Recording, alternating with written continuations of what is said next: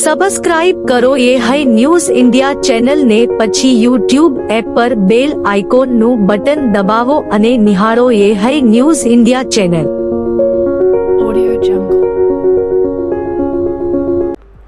બનાસકાંઠા જિલ્લાના થરાદના ભારતમાલા હાઈવે પર આવેલ જાણદી પુલિયા નજીક રાજ્ય મોનિટરિંગ સેલની ટીમે દારૂબંધીના કાયદા અંતર્ગત મોટી કાર્યવાહી કરી છે.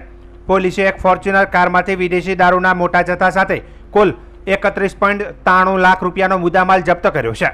કારમાંથી ભારતીય બનાવટની અલગ અલગ બ્રાન્ડની કુલ 2608 બોટલ મળી હતી, જેની અંદાજિત કિંમત 1.93 લાખ રૂપિયા આંકવામાં આવી છે. સાથે જ રૂપિયા 25 લાખની કિંમતની ટોયોટા ફોર્ચ્યુનર કાર પણ કબજે લેવાઈ છે.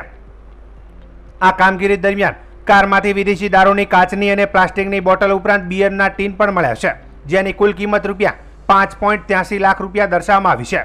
હાલ પોલીસે કારના ડ્રાઈવર અને તેના સાથીની શોધખોળ શરૂ કરી છે. કારના સર્વિસ બિલમાં જે ભરતભાઈ નામ દર્શાવાયું છે તેની પર તપાસ ચાલી રહી છે. સાથે જ પાયલોટિંગ માટે વપરાતી i20 કારનો ચાલક, દારૂના જથ્થો પૂરો પાડનાર તથા તેને મંગાવનાર શખ્સોની ઓળખ માટે તપાસ ચાલી રહી છે. પ્રાથમિક તપાસમાં ખુલ્યું છે કે આરોપીઓ રાજસ્થાનથી ગુજરાત સુધી વિદેશી દારૂ લાવવા માટે નકશો તૈયાર કર્યો હતો, જે ગુજરાતમાં લાગુ દારૂબંધી કાયદાનો ઘોર ઉલ્લંઘન તરીકે નોંધાયું છે. રાજ્યની મોનિટરિંગ સેલે ઘટના સ્થળેથી દારૂની હેરાફેરી અંગે ગુનો નોંધી આગળની કાનૂની કાર્યવાહી હાથ ધરી છે. આ સમગ્ર ઓપરેશન દારૂબંધીના અમલ માટેની કામગીરીમાં મહત્વપૂર્ણ પગથિયું સાબિત થયું છે. બનાસકાંઠા જિલ્લાના થરાદ ખાતે શ્રી રાજપૂત સમાજ વિકાસ મંડળ વાવ થરાદ સુઈગામ દ્વારા નવનિર્મિત કુમાર ભવનનું ઉદ્ઘાટન કરવામાં આવ્યું હતું. આ ભવનને સ્વ હીરાબા માનાજી સવજીજી રાજપૂત દોડગામ કુમાર ભવન નામ આપવામાં આવ્યું છે. સંત શ્રી સ્વામી આત્માનંદ સરસ્વતી બાપુ સહિત અન્ય સંતોના વરદ હસ્તે મુખ્ય દ્વારનું ઉદ્ઘાટન થયું હતું. શ્રીમતી હરિબેન માનાભાઈ સવજીભાઈ રાજપૂતે સરસ્વતી માતાની પ્રતિમાને દીપ પ્રગટાવી ભવનને ખુલ્લું મૂક્યું હતું. આ આધુનિક છાત્રાલયમાં 500થી વધુ વિદ્યાર્થીઓ રહી શકશે. ભવનમાં આધુનિક રૂમ, ભોજન ખંડ, પુસ્તકાલય અને પ્રાર્થના ખંડની સુવિધાઓ ઉપલબ્ધ કરવામાં આવી છે. કાર્યક્રમમાં વાવ સુઈગામ રાજપૂત સમાજના પ્રમુખ, થરાદ રાજપૂત સમાજના પ્રમુખ અને પૂર્વ ધારાસભ્ય સહિત બનાસકાંઠાના રાજપૂત સમાજના આગેવાનો અને મહિલાઓએ મોટી સંખ્યામાં હાજરી આપી હતી. સ્વામી આત્માનંદ સરસ્વતી બાપુએ રાજપૂત સમાજને દીકરા દીકરીઓને વધુમાં વધુ શિક્ષણ આપવા અને વ્યસન મુક્ત રાખવાની અપીલ કરી છે. સમારોહમાં રામભાઈ રાજપૂત અને રાણાજી રાજપૂતે ભોજન વ્યવસ્થા સંભાળી હતી. આ કુમાર ભવન રાજપૂત સમાજના યુવાનો માટે નવી શક્તિ અને શિક્ષણની દિશામાં મજબૂત પાયો પુરવાર થશે.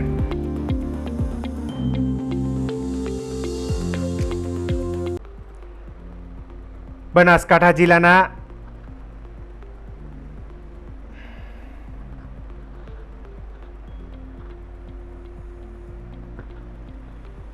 અમદાવાદમાં થોડા દિવસ પહેલા થયેલી વિમાન દુર્ઘટનામાં જીવ ગુમાવનારા નિર્દોષ લોકોને શ્રદ્ધાંજલિ આપવા માટે થરાદ માર્કેટયાર્ડ કમિટીના ખેડૂત સભાખંડમાં વિશેષ શ્રદ્ધાંજલિ કાર્યક્રમનું આયોજન કરવામાં આવ્યું હતું.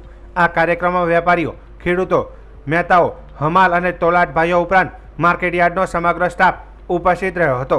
સૌએ દુર્ઘટનામાં મૃત્યુ પામેલા લોકોની આત્માની શાંતિ માટે મૌન પાળ્યું અને શ્રદ્ધાંજલિ પાઠવી હતી. કાર્યક્રમમાં પૂર્વ સાંસદ પરબતભાઈ પટેલે ખાસ ઉપસ્થિતિમાં રહ્યા હતા અને દુર્ઘટનામાં જીવ ગુમાવનાર માટે દુઃખ વ્યક્ત કર્યું હતું. સાથે જ માર્કેટયાર્ડના ચેરમેન શૈલેષભાઈ પટેલ, આગેવાન રૂપસીભાઈ પટેલ તથા અન્ય અગ્રણીઓ પણ હાજરી આપી હતી. મૃતકોના શોક સંતપ્ત પરિવારો પ્રત્યે સંવેદના વ્યક્ત કરી શ્રદ્ધાંજલિ અર્પણ કરતા યાર્ડના આગેવાનો એવી દુર્ઘટના ફરી ન બને તેવી પ્રાર્થના સાથે મૌન પાળ્યું હતું. આ કાર્યક્રમ થકી થરાદના વેપાર, કૃષિ અને મજૂર વર્ગે માનવતાની ભાવના સાથે પોતાનો શોક વ્યક્ત કર્યો હતો. મારે ત્યાં દીકરીના લગ્ન વખતે પણ આવ્યા હતા, પણ જે મિત્રો એમનું કામ બધાને સરળતાથી મળવાનું, બધાની જોડે સ્વભાવ ગમે ત્યારે મળવાનું ના નહીં, સતત દોડતો પણ સંગઠનમાં અમારા પ્રદેશના મહામંત્રી તરીકે કામ કર્યું, સાથે સાથે રાજ્યસભાના સભ્ય તરીકે પણ કામ કર્યું, મુખ્યમંત્રી તરીકે નિત્ય સેવાઓ આપી. અત્યારે મિત્રો પ્રજાજનો વચ્ચેથી પાત્ર પ્રવાસીઓની હાથે હાથે જ્યાં વિમાન પડ્યું, એ યુવાનોની બીજે મેડિકલ કોલેજના વિદ્યાર્થીઓની હોસ્ટેલ હતી, એમાં પણ જે વિદ્યાર્થીઓ મોતને ભેટ્યા એની આજુબાજુ રહેતા માણસો પણ મૃત્યુ પામ્યા. આ જે દુઃખદ ઘટના ઘટી છે એ અવર્ણનીય અને અકલ્પનીય છે. આનું દુઃખ વર્ણવી શકાય નહીં. દેશના પ્રધાનમંત્રી પણ ગઈકાલે આવ્યા હતા, દેશના ગૃહમંત્રી, ઉડ્ડયન મંત્રી, રાજ્યના મુખ્યમંત્રી, કેબિનેટ મંત્રી ઋષિભાઈ, ગૃહમંત્રી હર્ષભાઈ, આ બધાની હાજરીમાં જ્યારે ગૃહમંત્રી પણ જે સ્થળ નિરીક્ષણ કરીને તાત્કાલિક બધાને સહાય આપવાની પણ જે કંઈ કામ છે, જે કામગીરી પૂરી કરવાની પણ સલાહ આપી. આ દુઃખદ પ્રસંગમાં જ્યારે આજે માર્કેટ કમિટીમાં અમારા બધા જ આગેવાનો સાથે સાથે બધા જ વેપારી મિત્રો, તોલાટો, મહેતાઓ અને બધાના સાથે સંયુક્ત આ બધાની ફરજનો ભાગ છે અને એમને અહીં પ્રાર્થના ગાયત્રીનો મંત્ર કહીને શ્રદ્ધાંજલિ આપી છે. આ તબકે હું પણ આ બધા જ પરિવારોનું આ દુઃખ સહન કરવાની ભગવાન શક્તિ આપે, એમના ઉપર જે આપત્તિ આવી છે એ સહન કરવાની શક્તિ આપે અને પરિવારજનો જ્યારે દુઃખ આવી પડ્યું છે ત્યારે એમનું પણ સ્વર્ગસ્થ લોકોનું સ્વર્ગમાં સાબેલું થાય. અહીં શ્રદ્ધાંજલિ આપું છું. ઓમ શાંતિ. ન જાણ્યું જાનકી નાથે સવારે શું થવાનું છે. 12મી જૂન 2025નો ગોજારો દિવસ. આ સદીની મોટામાં મોટી દુર્ઘટના કે આપણું પ્લેન 230 યાત્રિક અને 12 ક્રૂમેન 242 માંથી 241 જણ મૃત્યુ પામ્યા, અકસ્માતમાં ગયા, 1 જણ બચ્યું. આની સાથે સાથે રાજ્યના મુખ્યમંત્રી વિજયભાઈ રૂપાણી પણ આ પ્લેનમાં સાથે હતા. દીકરીને મળવા લંડન થઈ રહ્યા હતા. એમનો પણ સ્વર્ગવાસ થયો. વિજયભાઈ ખૂબ મૃદુ, મક્કમ, જીવદયા, આરોગ્યની ચિંતા સતત કરવાવાળા. અને એમની સાથે તો બીજું હું કેબિનેટમાં પણ હતો અને એમણે કેબિનેટમાં જે નિર્ણય કર્યા છે, જે કામો કર્યા છે, આજે પણ પ્રજા યાદ રાખશે. એટલા માટે તો આજે રાજકોટની સમગ્ર પ્રજાજનોએ આપણું રાજકોટ પ્રાઇવેટ શાળાઓ બપોર સુધી બંધ રાખવાનો જે મિત્રો નિર્ણય કર્યો, આ એમના કામોને આભારી. આપણી માદનપુરા એટલે કે થરાદથી સીપુ સુધીની પાઇપલાઇનની યોજના પણ હું સિંચાઈ મંત્રી તો એ વખતે એમની પાસે ખાસ કિસ્સામાં. ભાભર પંથકની સગીરા ઉપર દુષ્કર્મ ગુજારનારા શખ્સને પોલીસે ઝડપી લીધો છે, જેણે દુષ્કર્મ ગુજારી સગીરાના વિભત્સ ફોટા સોશિયલ મીડિયામાં વાયરલ કર્યા હતા. ચચાસણ ગામના સાહિલજી માનાજી ઠાકોરે ભાભર પંથકની એક સગીરાની એકલતાનો લાભ લઈ દુષ્કર્મ ગુજાર્યું હતું. મોબાઈલ ફોનમાં વિભત્સ ફોટાઓ પાડી બ્લેકમેલ કરી તેમજ તેના ભાઈઓને જાનથી મારી નાખવાની ધમકી આપી હતી. આ અંગે તેણીએ ભાભર પોલીસ મથકે ફરિયાદ નોંધાવી હતી. પોલીસ તપાસ કરી સાહિલ ઠાકોરને ઝડપી લીધો હતો. આરોપી ઇન્સ્ટાગ્રામમાં 3 લાખથી વધુ ફોલોવર ધરાવે છે. તેની ઇન્સ્ટાગ્રામ આઈડીમાં તપાસ કરવામાં આવે તો અનેક વિભત્સ ચેનચાળા અને બીજાને બદનામ કરતી રીલો સહિતની બાબતો બહાર આવે તેવી શક્યતાઓ છે. ભાભર પોલીસ સ્ટેશનમાં એક દુષ્કર્મની ઘટના સામે આવી છે, તો તાત્કાલિક ફરિયાદી બેનની ફરિયાદ નોંધવામાં આવે છે. અને જે આરોપી છે, જે ચચાસણા ગામનો છે, તે ઇન્સ્ટાગ્રામ સ્ટાર તરીકે પોતાની ઓળખ આપે છે. એનું ઓળખે નામ છે SM ઠાકોર અને આખું નામ છે સાહિલ માનાજી ઠાકોર. તો તેને ગણતરીના કલાકોમાં આરોપીએ પકડી પાડેલો છે અને તેને બીજી કોઈ અન્ય સ્ત્રીઓ સાથે આવું કોઈ દુષ્કૃત્ય કરેલ છે કે કેમ તે દિશામાં હાલમાં તપાસ ચાલુ છે અને હાલ પોલીસ કસ્ટડીમાં આરોપી છે. સાહેબ, એના ઇન્સ્ટાગ્રામ ઉપર આઈડી ઉપર ખરાબ વિવિધ ભાષાઓનો ઉપયોગ કરે એ વિશે કોઈ કાર્યવાહી થશે? એને હા, એ પણ અત્યારે હાલ ચાલુમાં છે. એના ઇન્સ્ટાગ્રામ આઈડીની તપાસ ચાલુમાં છે. જો એવા કોઈ પણ વિડીયો સામે આવશે તો તેના વિરુદ્ધમાં ચોક્કસથી કલમનો ઉમેરો કરીને તપાસ કરવામાં આવશે.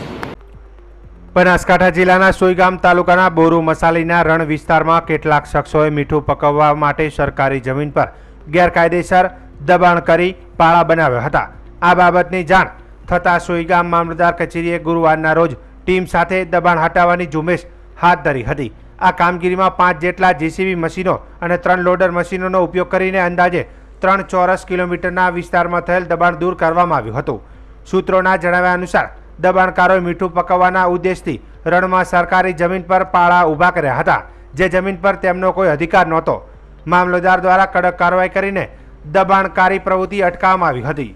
સોઈગામ મામલતદારની આગેવાની હેઠળ કામગીરી દરમિયાન તંત્રની ટીમે પહોંચી કડક કાર્યવાહી કરી હતી. અધિકારીઓએ જણાવ્યું હતું કે આ પ્રકારના દબાણ વિરોધ ઓપરેશનો આગળના દિવસોમાં પણ સતત ચાલુ રહેશે, જેથી સરકારી જમીનનો દુરુપયોગ અટકી શકે. આ અભિયાનથી તાલુકામાં સરકારી જમીનોની સુરક્ષા માટે તંત્રની પ્રતિબદ્ધતા સ્પષ્ટ બની છે અને લોકોમાં કાયદાની ભય ભાવના જાગી છે. ગુજરાતમાં ગ્રામ પંચાયતની ચૂંટણી માટે વહીવટીતંત્ર તો સજ્જ બન્યું છે, ત્યારે ફોર્મ પ્રક્રિયા પૂર્ણ થયા બાદ ઉમેદવારો પણ પોતાના પ્રચાર પ્રસારમાં લાગી ગયા છે. યાત્રાધામ અંબાજીમાં 2022માં ગ્રામ પંચાયતની મુદત પૂર્ણ થયા બાદ 2025માં એટલે કે 8 વર્ષ બાદ ચૂંટણી આવતા મતદારોમાં પણ ભારે ઉત્સાહ જોવા મળી રહ્યો છે.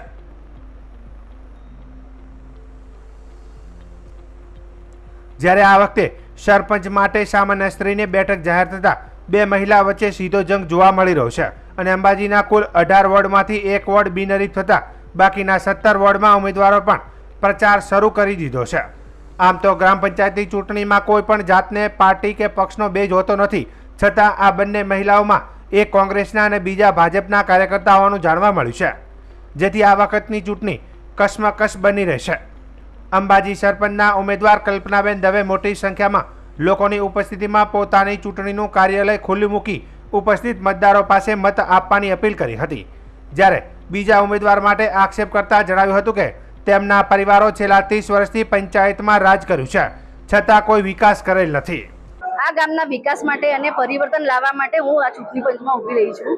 અહીંયા બધા એરિયામાં હું ફરી કાલે તો બધી ગટરો ખુલ્લી હતી, રોડ રસ્તા ખરાબ હતા, પાણીની સમસ્યા છે, બધી પબ્લિક બૂમો પાડે છે કે રસ્તા ખરાબ છે, પાણી આવતું નથી, લોકોને કોઈ સુવિધા મળતી નથી. આટલા વર્ષ જે રાજ કર્યું છે એમણે કશું કર્યું નથી આ ગામમાં. આ ગામને હું હવે ઊંચું લાવવા માંગુ છું, આ ગામનો વિકાસ કરવા માંગુ છું. આ અંબાજી ગામ બધા અમારું છે અને આ અંબાજી ગામનો હું વ્યવસ્થિત સારી પ્રગતિશીલ કરવા માંગુ છું. એટલે મને બધાનો સાથ સહકાર જોઈએ. હું આ ગામની દીકરી છું, બહેન છું, તમે બધા મને સાથ સહકાર આપશો. આ પેઢી રાજ જે ચાલે છે 20 વર્ષોથી એ બધું મારે દૂર કરવું છે અને આ ગામનો મારે વિકાસ કરવો છે. જ્યારે સરપંચના બીજા ઉમેદવાર ગીતાબેન અગ્રવાલ કોઈ પણ જાતના ટોળા કર્યા વગર પોતાના સાથીદારો સાથે ડોર ટુ ડોર સંપર્ક કરવામાં લાગી ગયા છે. પોતે 30 વર્ષથી અંબાજીના સ્થાનિક પ્રશ્નોથી વાકેફ હોવાનું જણાવ્યું હતું, જેમાં ખાસ કરીને પાણી, લાઇટ, ગટરને સ્વચ્છતા પ્રથમ પ્રાયોરિટી આપવાની ખાતરી આપી હતી. તેમાં પણ અંબાજીના પ્રશ્નોમાં પાણીનો પ્રશ્ન જે ભારે પેચીદો બન્યો છે તેનો તાકીદે નિકાલ લાવવાનું પણ જણાવ્યું હતું. ગયા 30 વર્ષથી હું અંબાજી ગામથી દર એરિયામાં હું જોડાયેલી છું ને તે એરિયામાં શું પ્રોબ્લેમ છે એ મને જાણ છે. અહીંયા અંબાજી પંચાયતમાં ગટર, પાણી, સફાઈ, લાઇટ બધી જે એરિયામાં જે પ્રોબ્લેમ છે એને હું જલ્દથી જલ્દ પૂર્ણ કરવાની કોશિશ કરીશ ને બધા લોકોનો મને સાથ ને સહકાર છે. પ્રથમ પ્રાયોરિટી મારી વિકાસની રહેશે ને અંબાજી ગામનો વિકાસ કરવાની હું પૂર્ણ કોશિશ કરીશ. 2022 થી 2025 તક અહીંયા કોઈ સરપંચ પણ નથી કે કોઈ ચૂંટાયેલા મેમ્બર પણ નથી ને આ 3 વર્ષથી પાણીની બહુ બધી સમસ્યા વિકરાળ રૂપ ધારણ કરી ચૂકી છે ને હું બધા વોર્ડમાં એમાં મોસ્ટ ઓફ પાણીની વ્યવસ્થા અને ગટર લાઇનની પ્રોબ્લેમ વધારે છે ને હું પૂર્ણ પ્રયત્ન કરીશ કે હું આ બધી પ્રોબ્લેમ ગ્રામ પંચાયત ને સરકાર વચ્ચે સમન્વય કરી ને ઝડપી પૂર્ણ કરાવું, ઝડપી પાણી પહોંચાડું એ વ્યવસ્થા હું કરવાની ખાતરી આપું છું.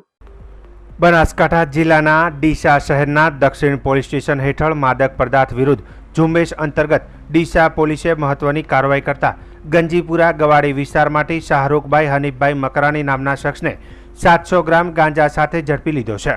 આ કાર્યવાહીમાં પોલીસે ગાંજાની અંદાજિત કિંમત ₹7,000 જેટલી દર્શાવી છે. સાથે જ આરોપી પાસેથી એક મોબાઈલ ફોન અને અન્ય દસ્તાવેજો મળી કુલ 7,500નો મુદ્દામાલ કબજે લેવાયો છે.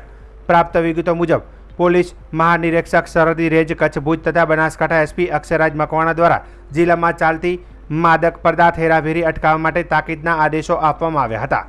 આ સૂચનાઓના અનુસંધાનમાં ડીસા શહેર દક્ષિણ પોલીસ સ્ટેશનમાં પીઆઈ VM ચૌધરીના માર્ગદર્શન અને પોલીસ ઇન્સ્પેક્ટર SD ચૌધરીની ટીમે પેટ્રોલિંગ શરૂ કર્યું હતું.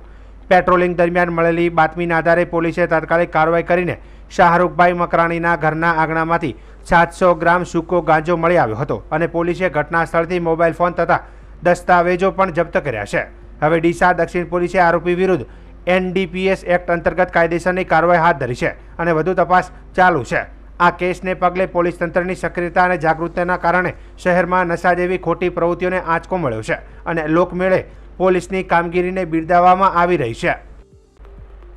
5 જૂન વિશ્વ પર્યાવરણ દિવસ નિમિત્તે જીવન માટે આવશ્યક વૃક્ષોના મહત્વને સમર્પિત એક વિશિષ્ટ કાર્યક્રમનું આયોજન કરવામાં આવ્યું છે.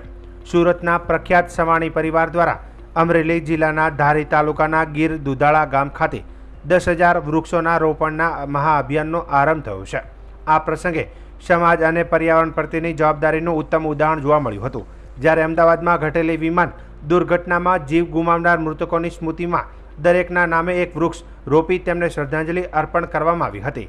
સવાણી પરિવારના સભ્યોએ જણાવ્યું છે કે અમે 10,000 વૃક્ષારોપણનું આયોજન પહેલેથી કર્યું હતું, પરંતુ દુઃખદ વિમાન દુર્ઘટના અમને ઊંડા દુઃખમાં મૂક્યા. આવા સમયે મનમાં વિચાર આવ્યો કે દરેક અવસાન પામેલા માટે એક વૃક્ષ ઉછેરવાનું કાર્ય તેમને શ્રદ્ધાંજલિ રૂપે કરવું જોઈએ. ગીર દુધાળાના રણ પ્રદેશમાં યોજાયેલા ભવ્ય વૃક્ષારોપણ કાર્યક્રમમાં બાલિકાઓને પરિવારમાંથી પિતાની છત્રછાયા ગુમાવેલી દીકરીઓ મહેશભાઈ સવાણીની 2 પુત્રવધુ તેમજ વડોદરાની કિક બોક્સિંગ ચેમ્પિયન ડિંકલ ગોરખા અને ખુશી ગોરખા પણ ઉપસ્થિત રહ્યા હતા. સવાણી પરિવારની વર્ષોની પર્યાવરણની સુરક્ષા માટેની પ્રતિબદ્ધતા છે અને આ યોજના દ્વારા તેઓ હરિયાળું ગુજરાત અને સ્વસ્થ ભાવિ માટે યોગદાન આપી રહ્યા છે. વિશેષ રૂપે ગીર દુધાળાના રણ પ્રદેશમાં રોપાયેલા આ વૃક્ષો સ્થાનિક જળવાયુ અને પર્યાવરણ માટે અનમોલ ભેટ સાબિત થશે. સાથે જ રાજ્ય અને દેશભરમાં આવા કાર્યો દ્વારા પ્રેરણા ફેલાવશે. આજે વૃક્ષારોપણ થયું. કોવિડના સમય પછી ભારત દેશમાં નહીં પણ આખી દુનિયામાં પર્યાવરણ જાગૃતિ માટેનો જે એક સંદેશ લોકો માટે પહોંચાડવાનો છે, ત્યારે પીપી સવાણી ગ્રુપ દ્વારા પીપી સવાણીની માલિકીની જગ્યા ઉપર 10,000થી વધારે વૃક્ષોનું વાવેતર કરવું અને 2 દિવસ પહેલા જે અમદાવાદમાં જે બનાવ બન્યો છે, જે પ્લેન ક્રેશનો બનાવ બન્યો, તેના સંદર્ભે એક જીવની પાછળ 2 જીવ નવા વાવવા, નવા જીવનું જતન કરવું અને એના માટે દરેક મૃતકોના નામે વૃક્ષોનું વાવેતર આજે અમારી દીકરીઓ, જે દીકરીઓના લગ્ન પીપી સવાણી પરિવારમાં થયા છે અને જે ધારી તાલુકામાં છે, અને અમારા ઘરની 2 દીકરીઓ આયુષી અને જાનકી, એમના હસ્તે અને આ પ્રસંગે ધારી પીઆઈ સાહેબ, ધારી ફોરેસ્ટ ઓફિસર, ધારી મામલતદાર સહિતના તમામ લોકો એ હાજરી આપી અને તેમના સાક્ષીમાં અમે આ વૃક્ષોનું વાવેતર કર્યું. જી, મારું નામ ડિંકલ પદમભાઈ ગોરખા છે અને હું વડોદરાથી છું. આજે જે દુધારિયામાં શ્રદ્ધાંજલિ કરવામાં આવી છે, જે અમદાવાદમાં પ્લેન ક્રેશ થયું, એનામાં જેટલા બી લોકોએ મૃત્યુ પામ્યા છે એ બધાના નામના એક ઝાડ વાવવામાં આવ્યા છે અને એ ઝાડ મોટા થશે પછી એ લોકોને ફળ પ્રાપ્તિ કરશે. અને આ એક અનોખી પ્રકારની શ્રદ્ધાંજલિ છે જે પીપી સવાણી ગ્રુપ દ્વારા કરવામાં આવી છે. સો આવા સારા કામ કરવાવાળા પીપી સવાણી ગ્રુપને હું બહુ દિલથી આભાર માનું છું કે આવા લોકો આપણા વડોદરા, આપણા ગુજરાતના અંદર છે અને એ બી બહુ સારા લોકો છે. એટલે